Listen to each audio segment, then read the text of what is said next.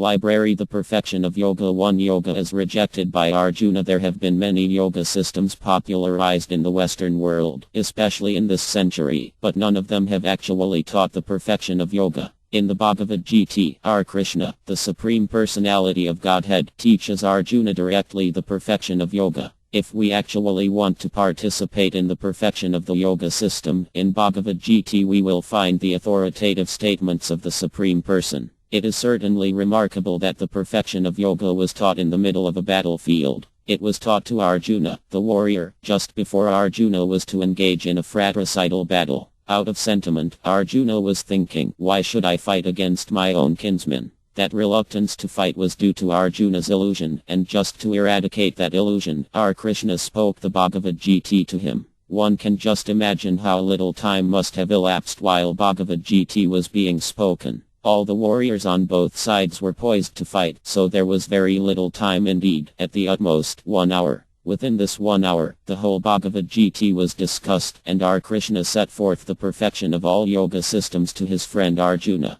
At the end of this great discourse, Arjuna set aside his misgivings and fought. However, within the discourse, when Arjuna heard the explanation of the meditational system of yoga, how to sit down, how to keep the body straight, how to keep the eyes half closed, and how to gaze at the tip of the nose without diverting one's attention, all this being conducted in a secluded place alone, he replied, O Madhusudana, the system of yoga which you have summarized appears impractical and unenterable to me, for the mind is restless and unsteady. PG 6.33. This is important. We must always remember that we are in a material circumstance wherein at every moment our mind is subject to agitation. Actually, we are not in a very comfortable situation. We are always thinking that by changing our situation we will overcome our mental agitation, and we are always thinking that when we reach a certain point, all mental agitations will disappear. But it is the nature of the material world that we cannot be free from anxiety. Our dilemma is that we are always trying to make a solution to our problems, but this universe is so designed that these solutions never come. Not being a cheater, being very frank and open, Arjuna tells Krishna that the system of yoga which he has described is not possible for him to execute. In speaking to Krishna, it is significant that Arjuna addresses him as Madhusudana, indicating that the Lord is the killer of the demon Madhu. It is notable that God's names are innumerable, for he is often named according to his activities. Indeed, God has innumerable names because he has innumerable activities. We are only parts of God, and we cannot even remember how many activities we have engaged in from our childhood to the present.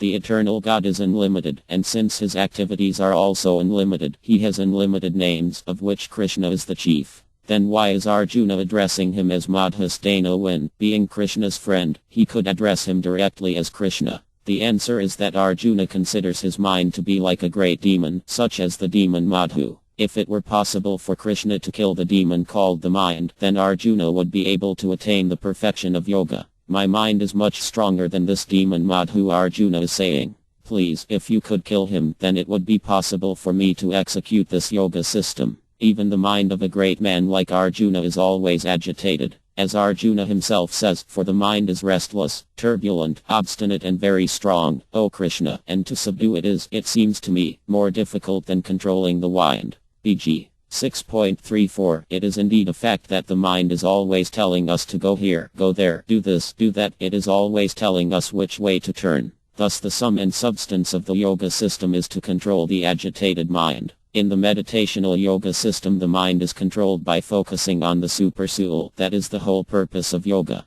But Arjuna says that controlling this mind is more difficult than stopping the wind from blowing. One can imagine a man stretching out his arms trying to stop a hurricane. Are we to assume that Arjuna is simply not sufficiently qualified to control his mind? The actual fact is that we cannot begin to understand the immense qualifications of Arjuna. After all, he was a personal friend of the Supreme Personality of Godhead. This is a highly elevated position and is one that cannot be at all attained by one without great qualifications. In addition to this, Arjuna was renowned as a great warrior and administrator. He was such an intelligent man that he could understand Bhagavad Gita within 1 hour, whereas at the present moment great scholars cannot even understand it in the course of a lifetime. Yet Arjuna was thinking that controlling the mind was simply not possible for him. Are we then to assume that what was impossible for Arjuna in a more advanced age is possible for us in this degenerate age? We should not for one moment think that we are in Arjuna's category. We are 1,000 times inferior. Moreover, there is no record of Arjuna's having executed the yoga system at any time.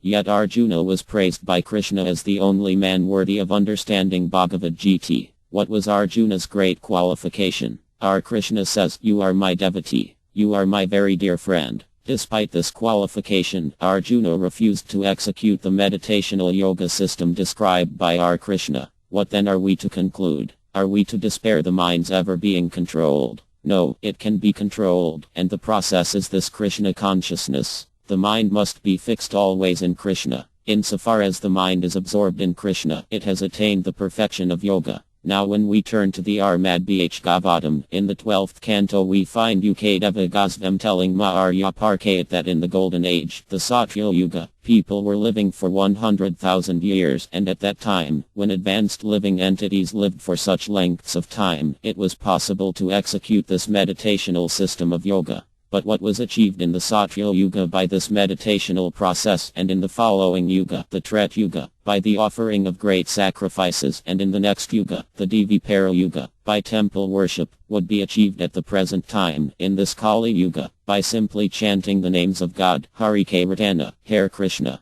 So from authoritative sources we learn that this chanting of Hare Krishna, Krishna Krishna, Hare Hare Hare Arma, Arma, Hare Hare is the embodiment of the perfection of yoga for this age. Today we have great difficulties living 50 or 60 years. A man may live at the utmost 80 or 100 years. In addition, these brief years are always fraught with anxiety, with difficulties due to circumstances of war, pestilence, famine and so many other disturbances. We are also not very intelligent, and, at the same time, we are unfortunate. These are the characteristics of man living in Kali Yuga, a degraded age. So properly speaking, we can never attain success in this meditational yoga system described by Krishna. At the utmost we can only gratify our personal whims by some pseudo-adaptation of this system. Thus people are paying money to attend some classes in gymnastic exercises and deep breathing, and they're happy if they think they can lengthen their lifetimes by a few years or enjoy better sex life. But we must understand that this is not the actual yoga system. In this age that meditational system cannot be properly executed. Instead, all of the perfections of that system can be realized through Bhakti Yoga, the sublime process of Krishna consciousness, specifically Mantra Yoga, the glorification of our Krishna through the chanting of Hare Krishna. That is recommended in Vedic scriptures and is introduced by great authorities like Chaitanya Mahaprabhu. Indeed, the Bhagavad Gita proclaims that the Madhyams, the great souls, are always chanting the glories of the Lord. If one wants to be a Madhyam in terms of the Vedic literature, in terms of Bhagavad Gita and in terms of the great authorities, then one has to adopt this process of Krishna consciousness and of chanting Hare Krishna. But if we are content at making a show of meditation by sitting very straight in lotus position and going into a trance like some sort of performer, then that is a different thing. But we should understand that such show-bottle performances have nothing to do with the actual perfection of yoga.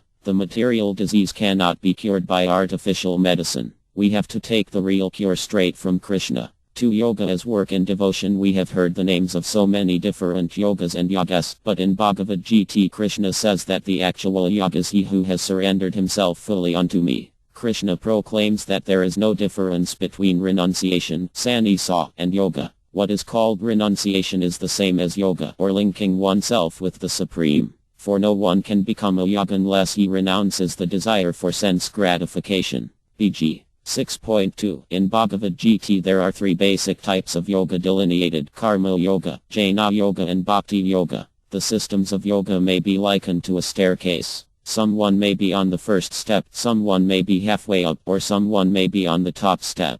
When one is elevated to certain levels, he is known as a Karma Yoga, Jnana Yoga, etc. In all cases, the service to the Supreme Lord is the same. It is a difference in elevation only. Thus our Krishna tells Arjuna that he must understand that renunciation, sannyasa, and yoga are the same, because without being freed from desire and sense gratification one can become neither a yogi nor a sannyas. There are some yogas who perform yoga for a profit, but that is not real yoga. Everything must be engaged in the service of the Lord. Whatever we do as an ordinary worker or as a sannyas or as a yog or as a philosopher must be done in Krishna consciousness. When we are absorbed in the thought of serving Krishna and when we act in that consciousness, we can become real sannyasas and real yogas. For those who are taking the first step up the staircase of the yoga system, there is work. One should not think that simply because he is beginning yoga he should stop working. In Bhagavad Gita, Krishna asks Arjuna to become a yog, but he never tells him to cease from fighting.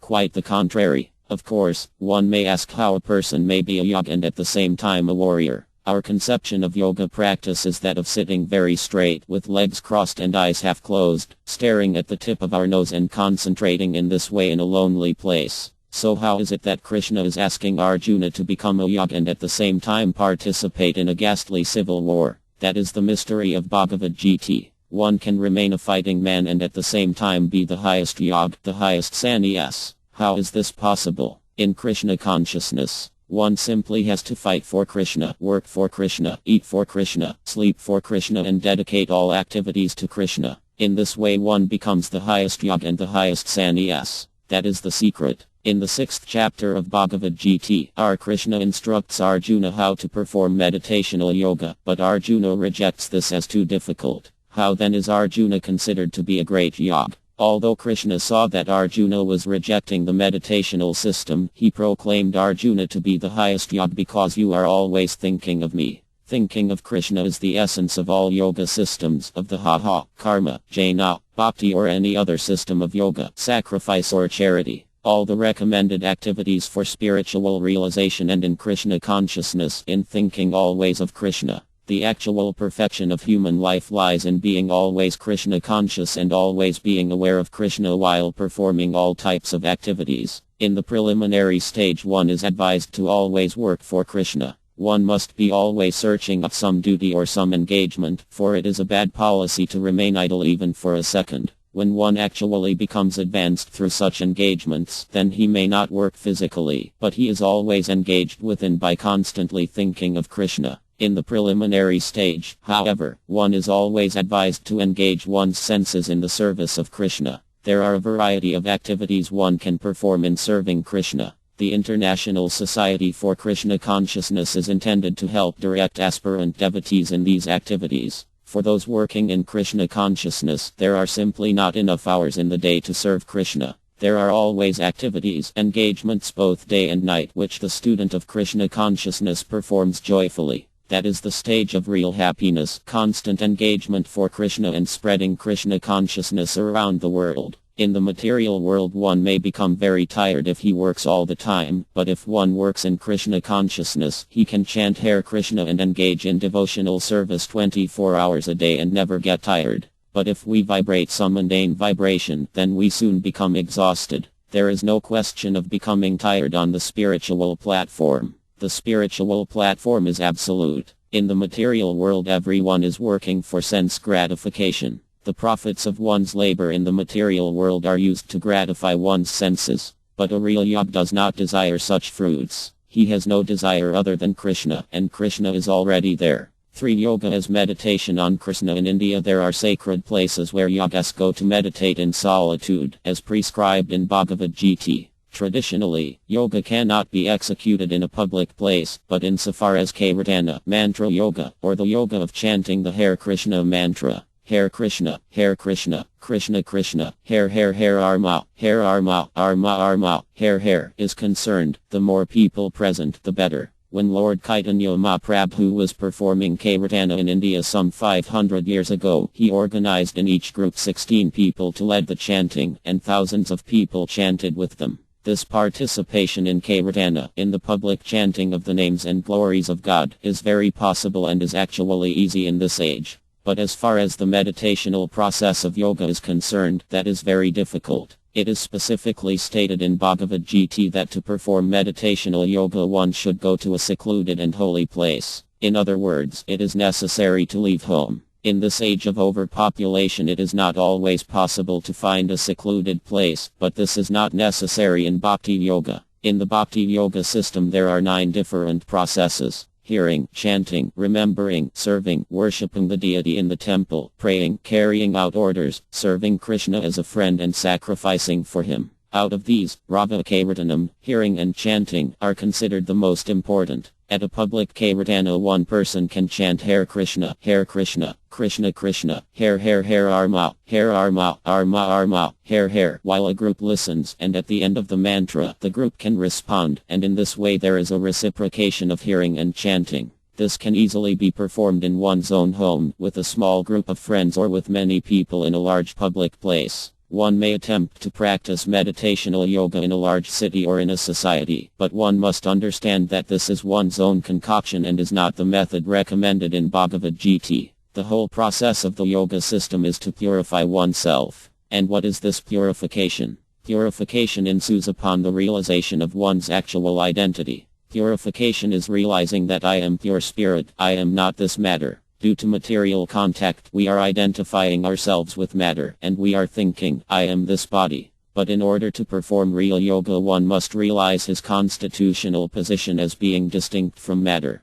The purpose of seeking out a secluded place and executing the meditational process is to come to this understanding. It is not possible to come to this understanding if one executes the process improperly. In any case, this is the consideration of Lord Chaitanya Mahaprabhu. In this age of quarrel and disagreement, Kali Yuga, there is no other way of spiritual realization but this chanting of the names. There is no other way, there is no other way, there is no other way. It is generally thought, at least in the Western world, that the yoga system involves meditating on the void. But the Vedic literatures do not recommend meditating on any void. Rather, the Vedas maintain that yoga means meditation on Viyu, and this is also maintained in Bhagavad Gita. In many yoga societies we find that people sit cross-legged and very straight, then close their eyes to meditate, and so 50% of them go to sleep, because when we close our eyes and have no subject matter for contemplation, we simply go to sleep.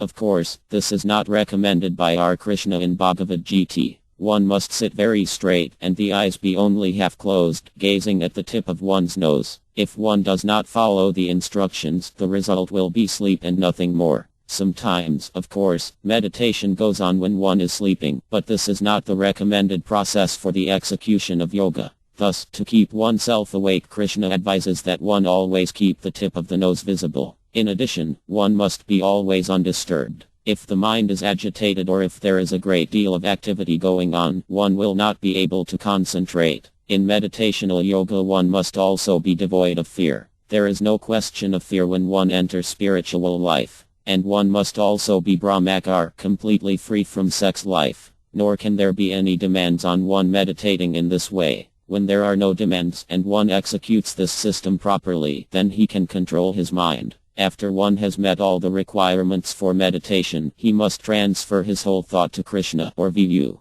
It is not that one is to transfer his thought to vacancy. Thus Krishna says that one absorbed in the meditational yoga system is always thinking of me. The yoga obviously has to go through a great deal of difficulty to purify the mind, body and soul, but it is a fact that this can be done most effectively in this age simply by the chanting of Hare Krishna, Krishna Krishna, Hare Arma, Arma, Arma, Hare. Why is this? Because this transcendental sound vibration is non-different from Krishna. When we chant his name with devotion, then Krishna is with us, and when Krishna is with us, then what is the possibility of remaining impure? Consequently, one absorbed in Krishna consciousness, in chanting the names of Krishna and serving him always, receives the benefit of the highest form of yoga. The advantage is that he doesn't have to take all the trouble of the meditational process. That is the beauty of Krishna consciousness. In yoga it is necessary to control all of the senses, and when all the senses are controlled, the mind must be engaged in thinking of Viyu.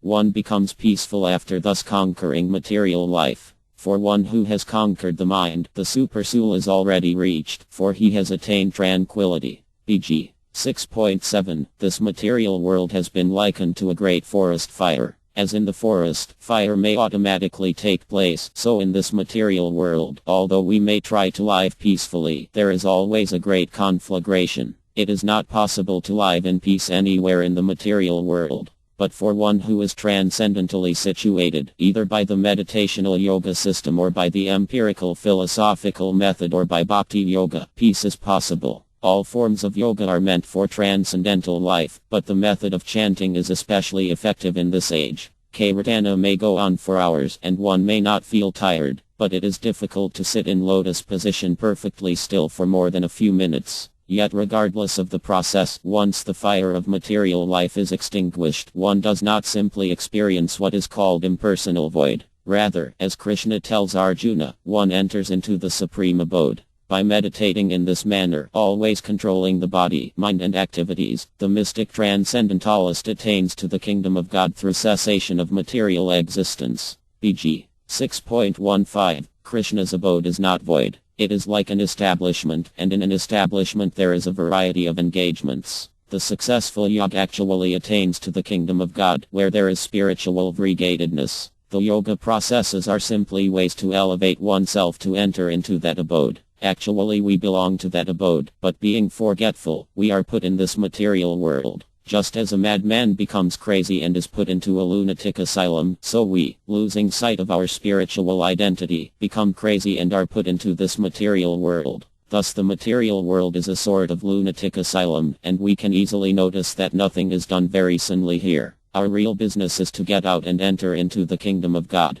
In Bhagavad Gita, Krishna gives information of this kingdom and also gives instructions about his position and our position, of what he is and what we are. All the information necessary is set forth in Bhagavad Gita, and a sane man will take advantage of this knowledge. For yoga as body and mind control throughout Bhagavad Gita, Krishna was encouraging Arjuna to fight, for he was a warrior, and fighting was his duty. Although Krishna delineates the meditational yoga system in the 6th chapter, he does not stress it or encourage Arjuna to pursue it as his path. Krishna admits that this meditational process is very difficult. The blessed Lord said, "O mighty armed son of Kunt, it is undoubtedly very difficult to curb the restless mind, but it is possible by constant practice and by detachment." BG 6.35 Here Krishna emphasizes practice and renunciation as ways to control the mind. But what is that renunciation? Today it is hardly possible for us to renounce anything, for we are so habituated to such a variety of material sense pleasures.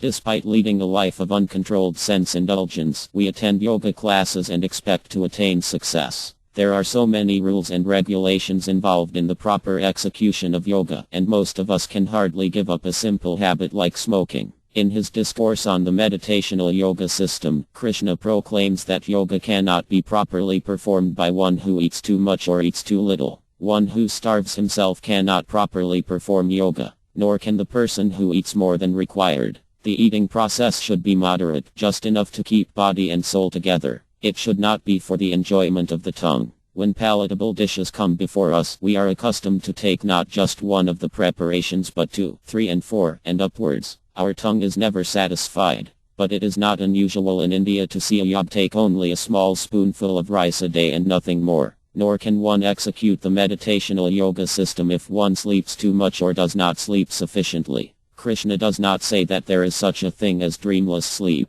As soon as we go to sleep, we will have a dream, although we may not remember it. In the GT, Krishna cautions that one who dreams too much while sleeping cannot properly execute yoga. One should not sleep more than 6 hours daily, nor can one infected by insomnia, who cannot sleep at night, successfully execute yoga, for the body must be kept fit. Thus Krishna outlines so many requirements for disciplining the body. All these requirements, however, can essentially be broken down into 4 basic rules. No illicit sexual connection, no intoxication, no meat eating and no gambling. These are the 4 minimum regulations for the execution of any yoga system. And in this age, who can refrain from these activities? We have to test ourselves accordingly to ascertain our success in yoga execution. A transcendentalist should always try to concentrate his mind on the Supreme Self. He should live alone in a secluded place and should always carefully control his mind. He should be free from desires and feelings of possessiveness.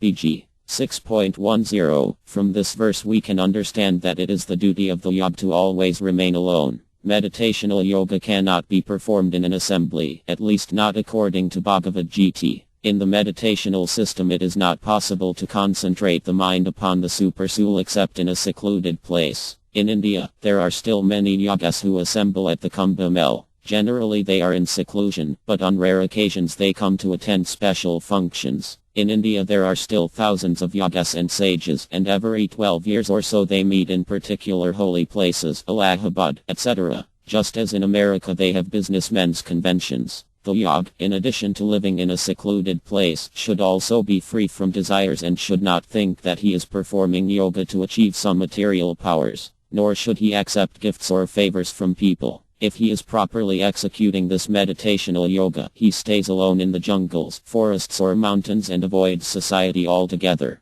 At all times he must be convinced for whom he has become a yog. He does not consider himself alone because at all times the Paramtm, Super Soul, is with him. From this we can see that in modern civilization it is indeed very difficult to execute this meditational form of yoga properly. Contemporary civilization in this age of Kali has actually made it impossible for us to be alone, to be desireless and to be possessionless. The method of executing meditational yoga is further explained in considerable detail by Krishna to Arjuna. Our Krishna says, to practice yoga, one should go to a secluded place and should lay kuwa grass on the ground and then cover it with a deerskin and a soft cloth. The seat should be neither too high nor too low and should be situated in a sacred place. The yog should then sit on it very firmly and should practice yoga by controlling the mind and the senses, purifying the heart and fixing the mind on one point. BG 6.1112 Generally yogas sit on tiger skin or deer skin because reptiles will not crawl on such skins to disturb their meditations. It seems that in God's creation there is a use for everything. Every grass and herb has its use and serves some function, although we may not know what it is. So in Bhagavad Gita Krishna has made some provision whereby the yog doesn't have to worry about snakes. Having acquired a good sitting place in a secluded environment, the yog begins to purify the TM, body, mind and soul. The yog should not think, now I will try to achieve some wonderful powers. Sometimes yogas do attain certain siddhis or powers, but these are not the purpose of yoga, and real yogas do not exhibit them. The real yog thinks, I am now contaminated by this material atmosphere, so now I must purify myself. We can quickly see that controlling the mind and body is not such an easy thing and that we cannot control them as easily as we can go to the store and purchase something. But Krishna indicates that these rules can be easily followed when we are in Krishna consciousness. Of course everyone is motivated by sex life, but sex life is not actually discouraged. We have this material body, and as long as we have it, sex desire will be there.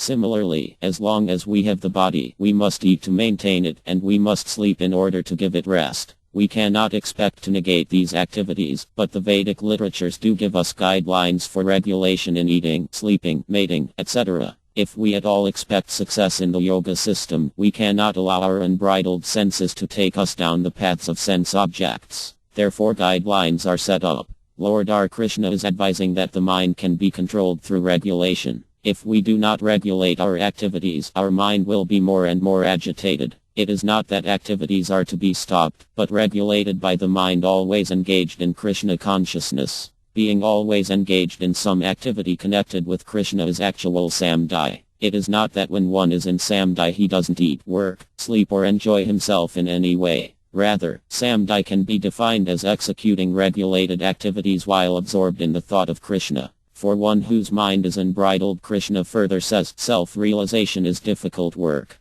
BG 6.36 Anyone knows that an unbridled horse is dangerous to ride. He can go in any direction at any speed, and his rider is likely to come to some harm. Insofar as the mind is unbridled, Krishna agrees with Arjuna that the yoga system is very difficult work indeed. But Krishna adds, he whose mind is controlled and strives by right means is assured of success. That is my judgment. BG 6.36 What is meant by strives by right means? One has to try to follow the four basic regulative principles as mentioned and execute his activities absorbed in Krishna consciousness. If one wants to engage in yoga at home, then he has to make certain that his other engagements are moderate. He cannot spend long hours of the day working hard to simply earn a livelihood. One should work very moderately, eat very moderately, gratify the senses very moderately and keep his life as free from anxiety as possible. In this way practice of yoga may be successful. What is the sign by which we can tell that one has attained perfection in yoga? Krishna indicates that one is situated in yoga when his consciousness is completely under his control. When the yog, by practice of yoga, disciplines his mental activities and becomes situated in transcendence, devoid of all material desires, he is said to have attained yoga. BG 6.18 One who has attained yoga is not dependent on the dictations of his mind. Rather, the mind comes under his control. nor is the mind put out or extinguished, for it is the business of the yog to think of Krishna or Viyu always. The yog cannot allow his mind to go out. This may sound very difficult, but it is possible in Krishna consciousness. When one is always engaged in Krishna consciousness in the service of Krishna, then how is it possible for the mind to wander away from Krishna? In the service of Krishna, the mind is automatically controlled, nor should the yog have any desire for material sense gratification. If one is in Krishna consciousness, he has no desire other than Krishna. It is not possible to become desireless. The desire for sense gratification must be overcome by the process of purification, but desire for Krishna should be cultivated. It is simply that we have to transfer the desire. There is no question of killing desire, for desire is the constant companion of the living entity. Krishna consciousness is the process by which one purifies his desires. Instead of desiring so many things for sense gratification, one simply desires things for the service of Krishna. For example, we may desire palatable food, but instead of preparing foodstuffs for ourselves, we can prepare them for Krishna and offer them to him. It is not that the action is different, but there is a transfer of consciousness from thinking of acting for my senses to thinking of acting for Krishna. We may prepare nice milk products, vegetables, grains, fruits and other vegetarian dishes for Krishna and then offer them to him, praying. This material body is a lump of ignorance and the senses are a network of paths leading to death. Of all the senses, the tongue is the most voracious and difficult to control. It is very difficult to conquer the tongue in this world. Therefore our Krishna has given us this nice prasada, spiritual food, to conquer the tongue. So let us take this prasada to our full satisfaction and glorify their lordships RRRDH and Krishna and in love call for the help of Lord Chaitanya and Nityananda Prabhu. In this way our karma is sacrificed, for from the very beginning we are thinking that the food is being offered to Krishna. We should have no personal desires for the food. Krishna is so merciful, however, that he gives us the food to eat. In this way our desire is fulfilled. When one has molded his life in such a way, dovetailing his desires to Krishna's, then it is to be understood that he has attained perfection in yoga. Simply breathing deeply and doing some exercises is not yoga as far as Bhagavad Gita is concerned. A whole purification of consciousness is required. In the execution of yoga, it is very important that the mind is not agitated. As a lamp in a windless place does not waver, so the transcendentalist, whose mind is controlled, remains always steady in his meditation on the transcendent self.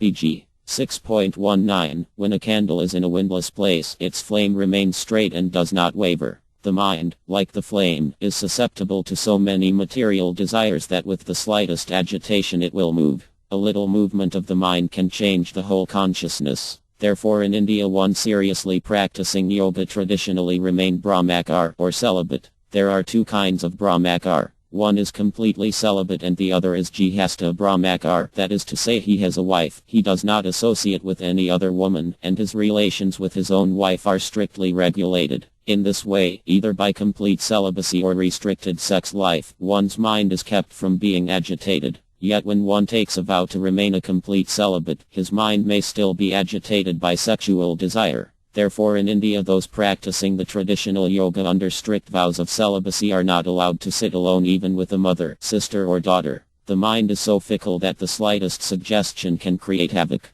The yog should have his mind trained in such a way that as soon as his mind wanders from meditation on Viyu, he drags it back again. This requires a great deal of practice. One must come to know that his real happiness is in experiencing the pleasure of his transcendental senses, not the material senses. Senses are not to be sacrificed, and desires are not to be sacrificed, but there are both desires and sense satisfaction in the spiritual sphere. Real happiness is transcendental to material, sensual experience. If one is not convinced of this, he will surely be agitated and will fall down. One should therefore know that the happiness he is trying to derive from material senses is not really happiness. Those who are actually yogas truly enjoy, but how do they enjoy? Ramanti yogino nanti, their enjoyment is unlimited. That unlimited enjoyment is real happiness, and such happiness is spiritual, not material. This is the real meaning of arma, as in the chant Hare Arma. Arma means enjoyment through spiritual life. Spiritual life is all pleasure, and Krishna is all pleasure.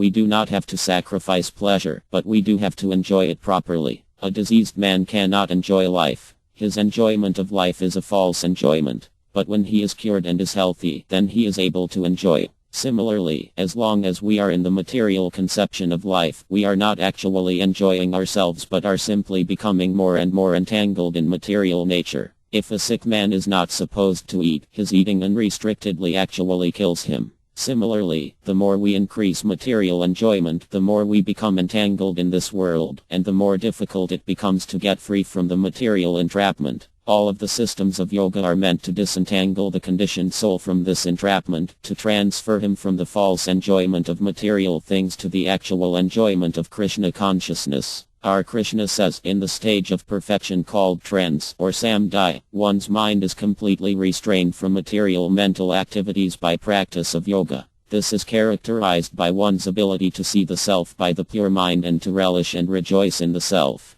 In that joyous state, one is situated in boundless transcendental happiness and enjoys himself through transcendental senses. Established thus, one never departs from the truth, and upon gaining this he thinks there is no greater gain. Being situated in such a position, one is never shaken, even in the midst of greatest difficulty. This indeed is actual freedom from all miseries arising from material contact. BG 6.2023. One form of yoga may be difficult and another may be easy, but in all cases one must purify his existence to the conception of Krishna conscious enjoyment. Then one will be happy. A person is said to have attained to yoga when, having renounced all material desires, he neither acts for sense gratification nor engages in fruitive activities. A man must elevate himself by his own mind, not degrade himself. The mind is the friend of the conditioned soul, and his enemy as well. BG 6.45. We have to raise ourselves to the spiritual standard by ourselves. In this sense, I am my own friend and I am my own enemy.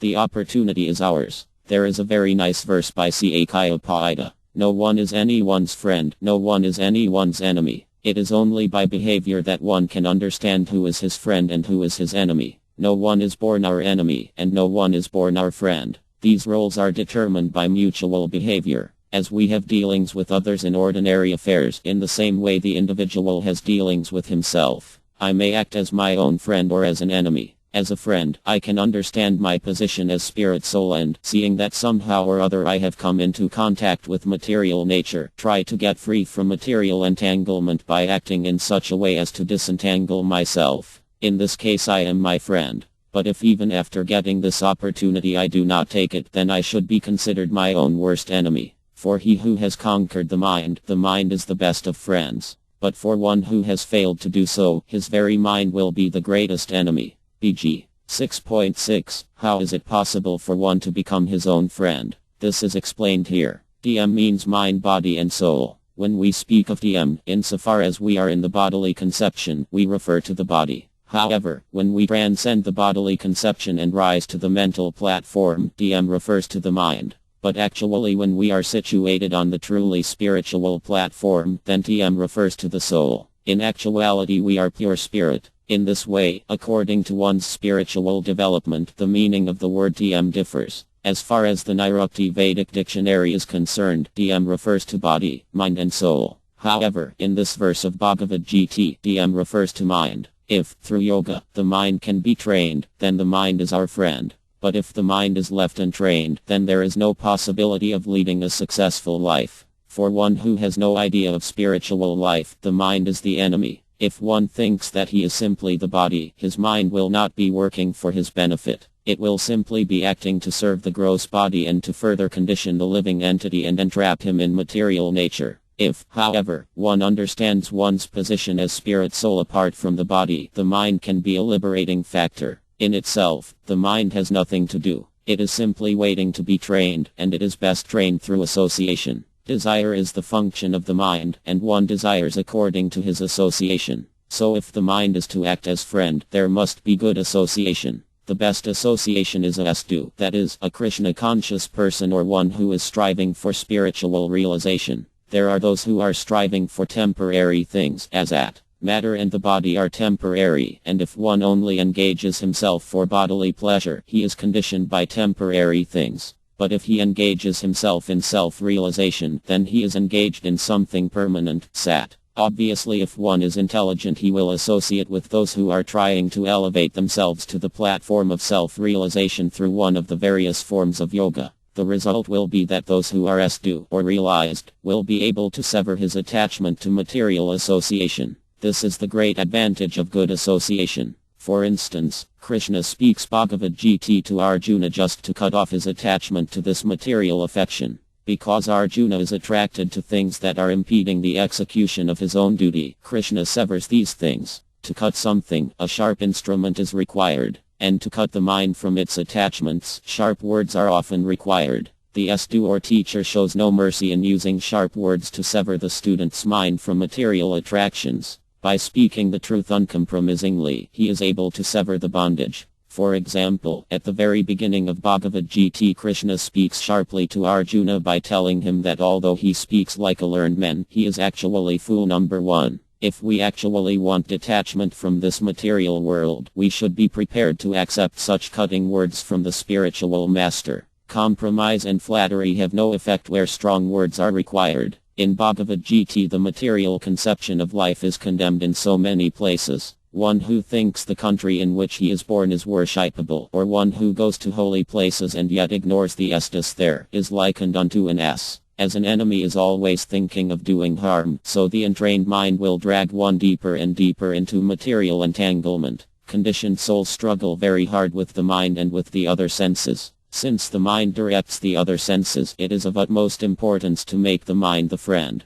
For one who has conquered the mind, the supersoul is already reached, for he has attained tranquility. To such a man, happiness and distress, heat and cold, honor and dishonor are all the same. Pg. 6.7. By training the mind, one actually attains tranquility, for the mind is always dragging us over non-permanent things, just as an unbridled horse will pull a chariot on a perilous course. Although we are permanent and eternal, somehow or other we have become attracted to non-permanent things. But the mind can be easily trained if it is simply fixed on Krishna. Just as a fort is safe when it is defended by a great general, if Krishna is placed in the fort of the mind, there will be no possibility of the enemies entering. Material education, wealth and power will not help one to control the mind. A great devotee prays, "When will I be able to think of you constantly? My mind is always dragging me about, but as soon as I am able to fix my mind on the lotus feet of Krishna, it becomes clear." When the mind is clear, it is possible to meditate on the supersoul.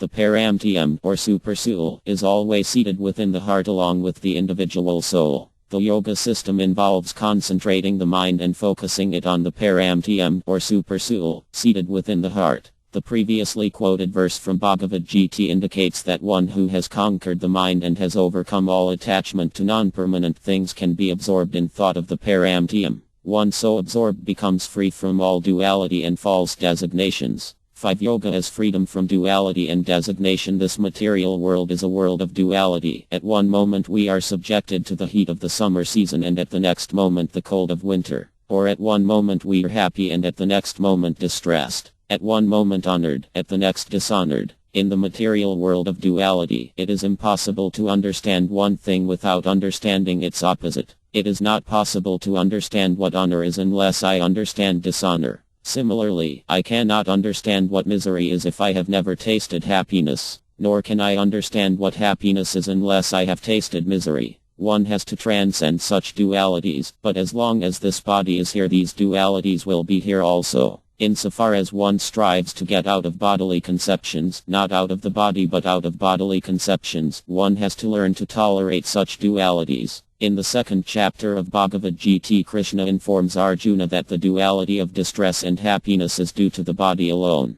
It's like a skin disease, or skin itch. Just because there is itching, one should not be mad after it to scratch it. We should not go mad or give up our duty just because mosquitoes bite us. There are so many dualities one has to tolerate, but if the mind is fixed in Krishna consciousness, all these dualities will seem insignificant. How is it one can tolerate such dualities? A person is said to be established in self-realization and is called a yog, or mystic, when he is fully satisfied by virtue of acquired knowledge and realization. Such a person is situated in transcendence and is self-controlled. He sees everything, whether it be pebbles, stones or gold, as the same. Pg. 6.8. Jnana means theoretical knowledge, and Vina refers to practical knowledge. For instance, a science student has to study theoretical scientific conceptions as well as applied science. Theoretical knowledge alone will not help. One has to be able to also apply this knowledge. Similarly, in yoga one should have not only theoretical knowledge but practical knowledge.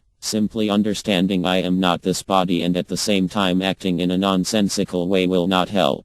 There are so many societies where the members seriously discuss Vedanta philosophy while smoking and drinking and enjoying a sensual life. It will not help if one only has knowledge theoretically. This knowledge must be demonstrated. One who truly understands I am not this body will actually reduce his bodily necessities to a minimum. When one increases the demands of the body while thinking I am not this body, then of what use is that knowledge? A person can only be satisfied when there is jhana and vina side by side. When a person is situated on the practical level of spiritual realization, it should be understood he is actually situated in yoga. It is not that one should continue to attend yoga classes and yet remain the same throughout his life. There must be practical realization. And what is the sign of that practical realization? The mind will be calm and quiet and no longer agitated by the attraction of the material world. Thus self-controlled, one is not attracted by the material glitter, and he sees everything, pebbles, stones or gold, as the same.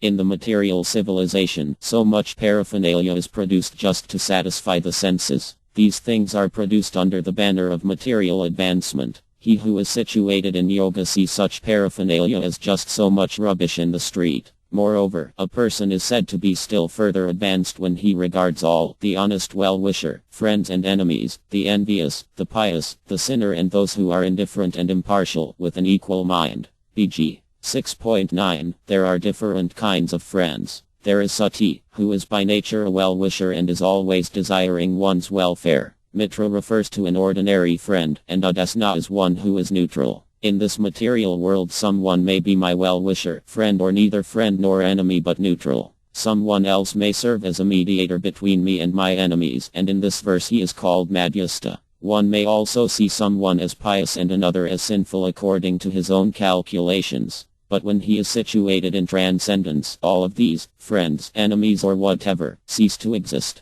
When one becomes actually learned, he does not see any enemy or any friend because in actuality no one is my enemy, no one is my friend, no one is my father, no one is my mother, etc. We are all simply living entities playing on a stage in the dress of father, mother, children, friend, enemy, sinner and saint, etc. It is like a great drama with so many characters playing their parts. However, on the stage a person may be an enemy or whatever, but off the stage all the actors are friends. Similarly, with these bodies we are playing on the stage of material nature, and we attach so many designations to one another. I may be thinking, this is my son, but in actuality I cannot beget any son. It is not possible. At the utmost I can only beget a body. It is not within any man's power to beget a living entity. Merely by sexual intercourse a living entity cannot be begotten. The living entity must be placed in the emulsification of secretions. This is the verdict of our Madhvachavadam. Thus all the multifarious relationships between bodies are just so much stage play. One who is actually realized and has actually attained yoga no longer sees these bodily distinctions. 6. The fate of the unsuccessful yogit is not that Bhagavad Gita rejects the meditational yoga process. It recognizes it as a bona fide method, but it further indicates that it is not possible in this age. Thus the subject in the 6th chapter of Bhagavad Gita is quickly dropped by R. Krishna and Arjuna. Arjuna next asks, what is the destination of the man of faith who does not persevere, who in the beginning takes to the process of self-realization but who later desists due to worldly mindedness and thus does not attain perfection in mysticism? BG 6.37. In other words, he is asking what becomes of the unsuccessful yog, or the person who attempts to perform yoga but somehow desists and does not succeed. It is something like a student who does not get his degree because he drops out of school. Elsewhere in the GT, R. Krishna points out to Arjuna that out of many men, few strive for perfection, and out of those who strive for perfection, only a few succeed. So Arjuna is inquiring after the vast number of failures. Even if a man has faith and strives for perfection in the yoga system, Arjuna points out that he may not attain this perfection due to worldly mindedness. O mighty armed Krishna, Arjuna continues, does not such a man, being deviated from the path of transcendence, perish like a riven cloud, with no position in any sphere? BG 6.38 When a cloud is torn apart by the wind, it does not mend back together again. This is my doubt, O Krishna, and I ask you to dispel it completely. But for yourself, no one is to be found who can destroy this doubt. BG 6.39 Arjuna is asking this question about the fate of the unsuccessful yog so that in the future people would not be discouraged. By a yog, Arjuna is referring to the Hatha Yog, Jnana Yog and Bhakti Yog. It is not that meditation is the only form of yoga. The meditator, the philosopher and the devotee are all to be considered yogas. Arjuna is questioning for all those who are attempting to become successful transcendentalists. And how does our Krishna answer him? Here, as in many other places throughout the GT, our Krishna is referred to as Bhagavan. This is another of the Lord's innumerable names. Bhagavan indicates that Krishna is the proprietor of 6 opulences. He possesses all beauty, all wealth, all power, all fame, all knowledge and all renunciation. Living entities partake of these opulences in finite degrees. One may be famous in a family, in a town, in a country or on one planet, but no one is famous throughout the creation, as is our Krishna. The leaders of the world may be famous for a few years only, but Lord our Krishna appeared 5,000 years ago and is still being worshipped. So one who possesses all 6 of these opulences in completeness is considered to be God. In Bhagavad Gita, Krishna speaks to Arjuna as the Supreme Personality of Godhead, and as such it is to be understood that he has complete knowledge. Bhagavad Gita was imparted to the Sun God and to Arjuna by Krishna, but nowhere is it mentioned that Bhagavad Gita was imparted to Krishna. Why? Complete knowledge means that he knows everything that is to be known. This is an attribute of God alone. Being that Krishna knows everything, Arjuna is putting this question to him about the fate of the unsuccessful yog. There is no possibility for Arjuna to research the truth. He simply has to receive the truth from the complete source, and this is the system of disciplic succession. Krishna is complete, and the knowledge that comes from Krishna is also complete. If Arjuna receives this complete knowledge and we receive it from Arjuna as it was spoken to him, then we also receive complete knowledge. And what is this knowledge? The blessed Lord said, Son of PTH, a transcendentalist engaged in auspicious activities does not meet with destruction either in this world or in the spiritual world. One who does good, my friend, is never overcome by evil. BG 6.40 Here Krishna indicates that the very striving for yoga perfection is a most auspicious attempt. When one attempts something so auspicious, he is never degraded. Actually, Arjuna is asking a very appropriate and intelligent question. It is not unusual for one to fall down from the platform of devotional service. Sometimes a neophyte devotee does not keep the rules and regulations. Sometimes he yields to intoxication or is trapped by some feminine attractions. These are impediments on the path of yoga perfection. But our Krishna gives an encouraging answer, for he tells Arjuna that even if one sincerely cultivates only 1% worth of spiritual knowledge, he will never fall down into the material whirlpool. That is due to the sincerity of his effort. It should always be understood that we are weak and that the material energy is very strong. To adopt spiritual life is more or less to declare war against the material energy. The material energy is trying to entrap the conditioned soul as much as possible, and when the conditioned soul tries to get out of her clutches by spiritual advancement of knowledge, material nature becomes more stringent and vigorous in her efforts to test how much the aspiring spiritualist is sincere. The material energy, or MY, will then offer more allurements. In this regard, there is the story of Vivimitra Muni, a great king, a Kshatriya, who renounced his kingdom and took to the yoga process in order to become more spiritually advanced. At that time the meditational yoga process was possible to execute.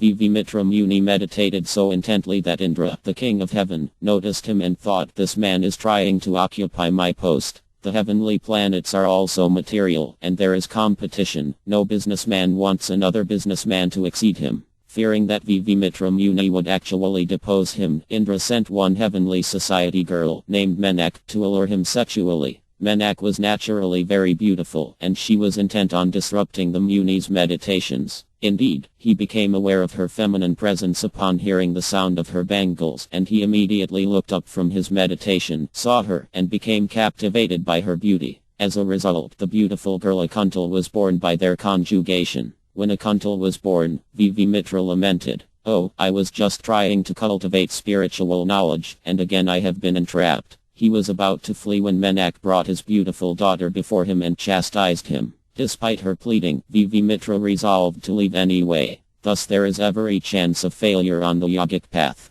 Even a great sage like Vivimitra Muni can fall down due to material allurement. Although the Muni fell for the time being, he again resolved to go on with the yoga process, and this should be our resolve. Krishna informs us that such failures should not be cause for despair. There is the famous proverb that failure is the pillar of success. In the spiritual life especially, failure is not discouraging. Krishna very clearly states that even if there is failure, there is no loss either in this world or in the next. One who takes to this auspicious line of spiritual culture is never completely vanquished. Now what actually happens to the unsuccessful spiritualist? Our Krishna specifically explains, the unsuccessful yog, after many years of enjoyment on the planets of the pious living entities, is born into a family of righteous people, or into a family of rich aristocracy, or he takes his birth in a family of transcendentalists who are surely great in wisdom. Verily, such a birth is rare in this world.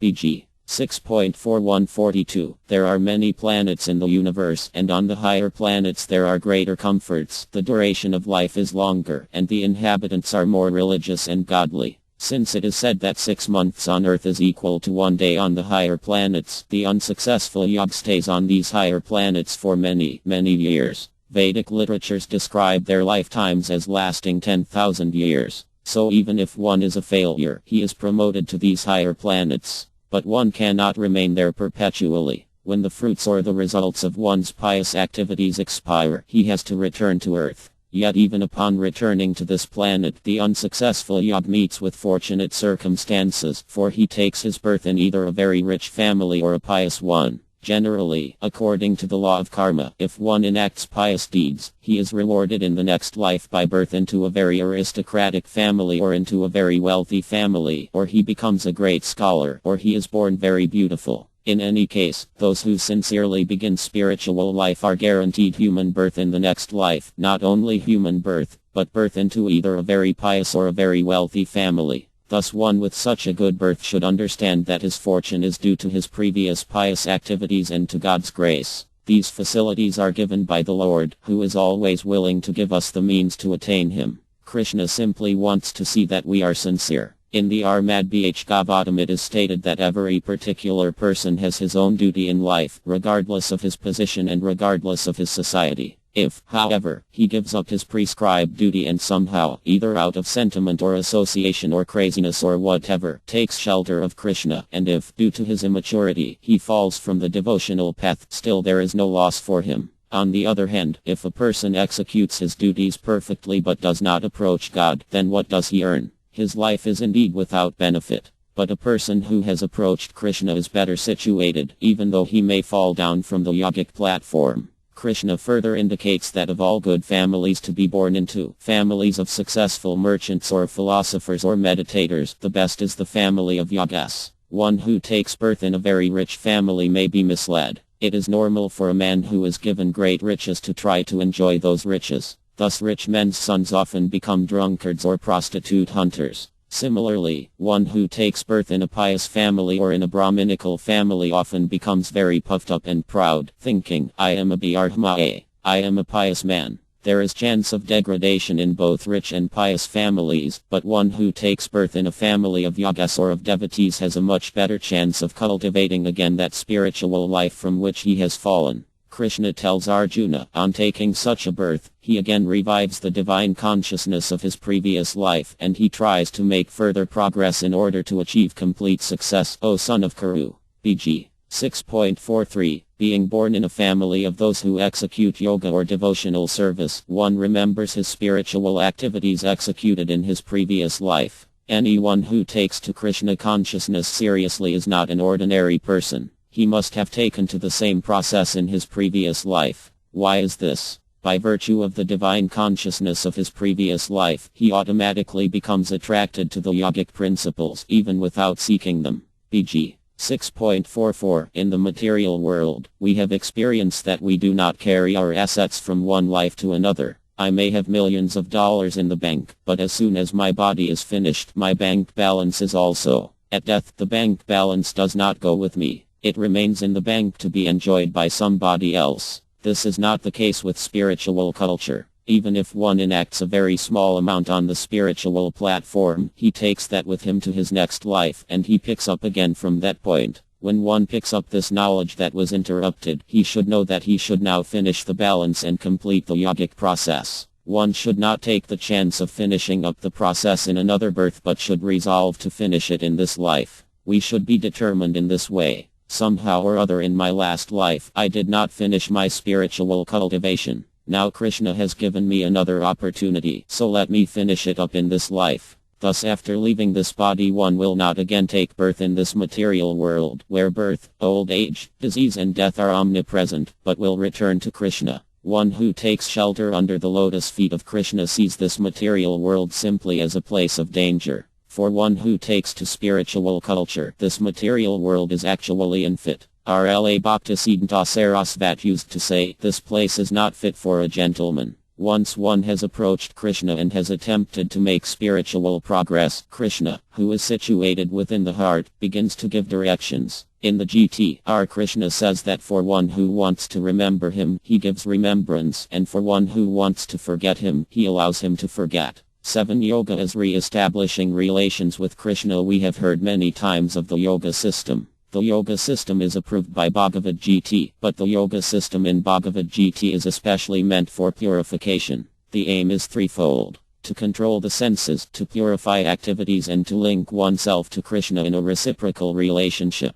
The absolute truth is realized in three stages: impersonal Brahman, localized Paramtm, Supersoul, and ultimately Bhagavan, the Supreme Personality of Godhead. In the final analysis, the Supreme Absolute Truth is a person. Simultaneously he is the all-pervading Supersoul within the hearts of all living entities and within the core of all atoms, and he is the Brahmajyoti, or the effulgence of spiritual light, as well. Bhagavan Krishna is full of all opulence as the Supreme Personality of Godhead, but at the same time he is full of all renunciation. In the material world we find that one who has much opulence is not very much inclined to give it up, but Krishna is not like this. He can renounce everything and remain complete in himself. When we read or study Bhagavad Gita under a bona fide spiritual master, we should not think that the spiritual master is presenting his own opinions. It is not he who is speaking. He is just an instrument. The real speaker is the Supreme Personality of Godhead, who is both within and without. At the beginning of his discourse on the yoga system in the 6th chapter of Bhagavad Gita,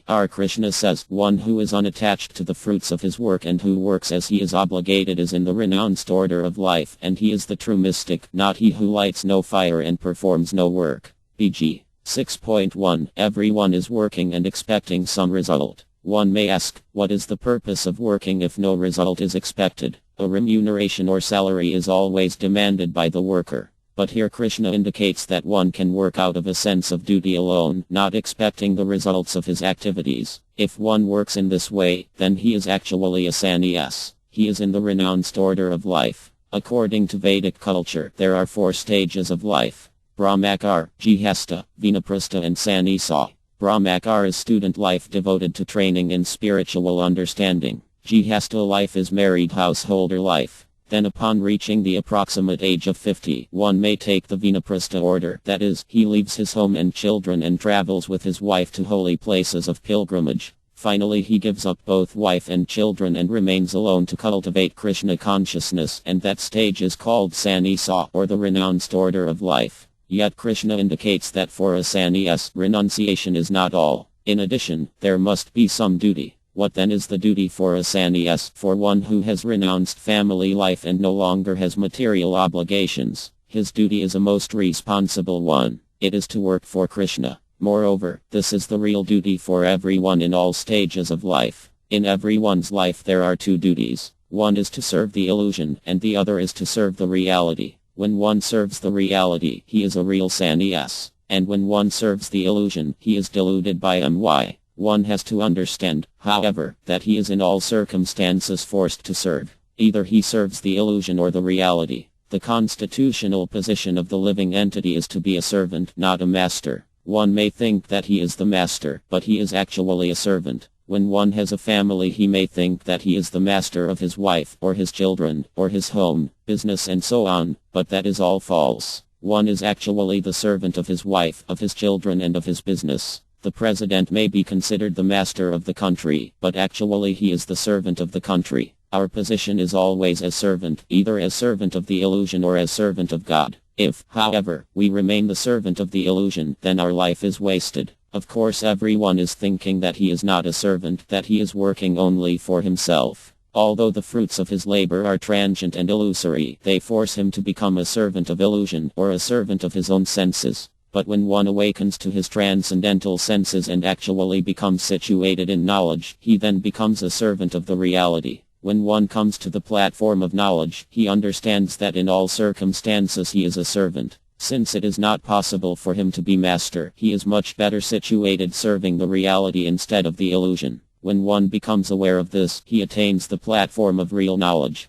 By Sanisa, the renounced order of life, we refer to one who has come to this platform. Sanisa is a question of realization, not social status. It is the duty of everyone to become Krishna conscious and to serve the cause of Krishna. When one actually realizes this, he becomes a Madhyam, or a great soul. In Bhagavad Gita, Krishna says that after many births, when one comes to the platform of real knowledge, he surrenders unto me. Why is this? Vasudeva Sarvamiti. The wise man realizes that Vasudeva Krishna is everything. However, Krishna says that such a great soul is rarely found. Why is this? If an intelligent person comes to understand that the ultimate goal of life is to surrender unto Krishna, why should he hesitate? Why not surrender immediately? What is the point in waiting for so many births? When one comes to that point of surrender, he becomes a real sannyas. Krishna never forces anyone to surrender unto him. Surrender is a result of love, transcendental love. Where there is force and where there is no freedom, there can be no love.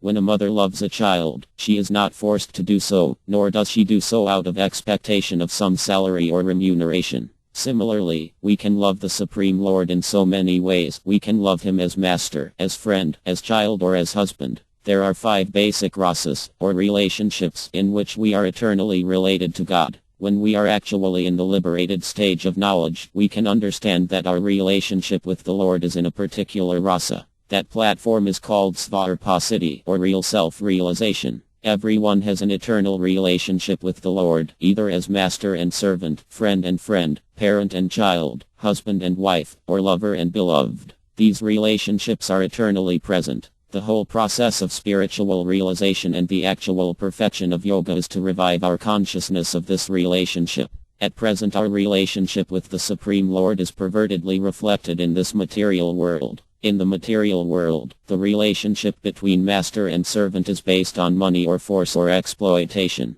There is no question of service out of love. The relationship between master and servant, pervertedly reflected, continues only for so long as the master can pay the servant. As soon as the payment stops, the relationship also stops. Similarly, in the material world there may be a relationship between friends, but as soon as there is a slight disagreement, the friendship breaks, and the friend becomes an enemy. When there is a difference of opinion between son and parents, the son leaves home, and the relationship is severed. The same with husband and wife. A slight difference of opinion, and there is divorce. No relationship in this material world is actual or eternal. We must always remember that these ephemeral relationships are simply perverted reflections of that eternal relationship we have with the Supreme Personality of Godhead. We have experienced that the reflection of an object in a glass is not real. It may appear real, but when we go to touch it we find that there is only glass. We must come to understand that these relationships as friend, parent, child, master, servant, husband, wife or lover are simply reflections of that relationship we have with God. When we come to this platform of understanding, then we are perfect in knowledge. When that knowledge comes, we begin to understand that we are servants of Krishna and that we have an eternal love relationship with him. In this love relationship there is no question of remuneration, but of course remuneration is there, and it is much greater than whatever we earn here through the rendering of service. There is no limit to our Krishna's remuneration. In this connection there is the story of Bali Maharya, a very powerful king who conquered a number of planets. The denizens of the heavenly planets appealed to the Supreme Lord to save them, for they had been conquered by the demoniac King Bali Maharya. Upon hearing their pleas, our Krishna took the shape of a dwarf Brahma boy and approached Bali Maharya, saying, "My dear king, I would like something from you. You are a great monarch and are renowned for giving in charity to the Brahmas, so would you give me something?" Bali Maharya said, "I will give you what you want. I simply want whatever land I can cover in 3 steps," the boy said. "Oh, is that all?" the king replied. "And what will you do with such a small piece of land? Though it may be small, it will suffice me," the boy smiled. Bali Maharya agreed, and the boy dwarf took 2 steps and covered the entire universe. He then asked Bali Maharya where he was going to take his 3rd step, and Bali Maharya, understanding that the Supreme Lord was showing him his favor, replied, "My dear Lord, I have now lost everything. I have no other property, but I do have my head. Would you so kindly step there?" Lord R. Krishna was then very much pleased with Bali Maharya, and he asked, "What would you like from me?" "I never expected anything from you," Bali Maharya said. "But I understand that you wanted something from me, and now I have offered you everything." "Yes," the Lord said, "but from my side I have something for you. I shall remain always as an order-carrier servant in your court." In this way the Lord became Bali Maharya's doorman, and that was his return. If we offer something to the Lord, it is returned millions of times. But we should not expect this. The Lord is always eager to return the service of his servant. Whoever thinks that the service of the Lord is actually his duty is perfect in knowledge and has attained the perfection of yoga. 8. The perfection of yoga. It is a fact, therefore, that in the progress of the living entity toward the perfection of yoga, birth in a family of yogas or devotees is a great boon, for such a birth gives one special impetus. But when the yogi engages himself with sincere endeavor in making further progress, being washed of all contaminations, then ultimately, after many, many births of practice, he attains the supreme goal. BG 6.45. When one is finally freed from all contaminations, he attains the supreme perfection of the yoga system, Krishna consciousness. Absorption in Krishna is the perfect stage, as Krishna himself confirms. After many births and deaths, he who is actually in knowledge surrenders unto me, knowing me to be the cause of all causes and all that is. Such a great soul is very rare. BG 7.19. Thus after many lifetimes of executing pious activities, when one becomes freed from all contaminations arising from illusory dualities, he engages in the transcendental service of the Lord. Our Krishna concludes his discourse on this subject in this way. And of all yogas, he who always abides in me with great faith, worshipping me in transcendental loving service, is most intimately united with me in yoga and is the highest of all. BG 6.47. It therefore follows that the culmination of all yogas lies in bhakti yoga, the rendering of devotional service unto Krishna.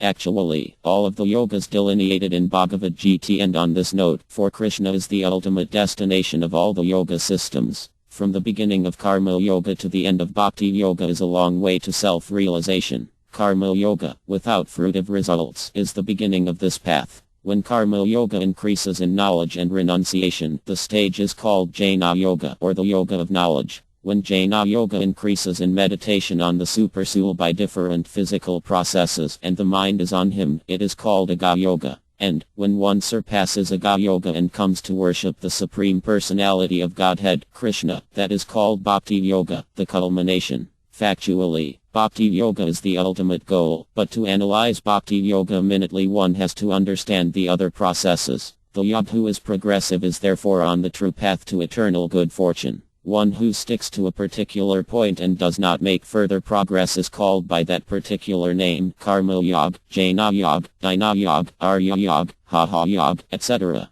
But if one is fortunate enough to come to the point of Bhakti Yoga, Krishna consciousness, it is to be understood that he has surpassed all the other yoga systems. Krishna consciousness is the last link in the yogic chain, the link that binds us to the Supreme Person, Lord R. Krishna. Without this final link, the chain is practically useless. Those who are truly interested in the perfection of the yoga process should immediately take to Krishna consciousness by chanting Hare Krishna, understanding Bhagavad Gita, and rendering service to Krishna through this society for Krishna consciousness and thereby surpass all other systems and attain the ultimate goal of all yoga, love of Krishna.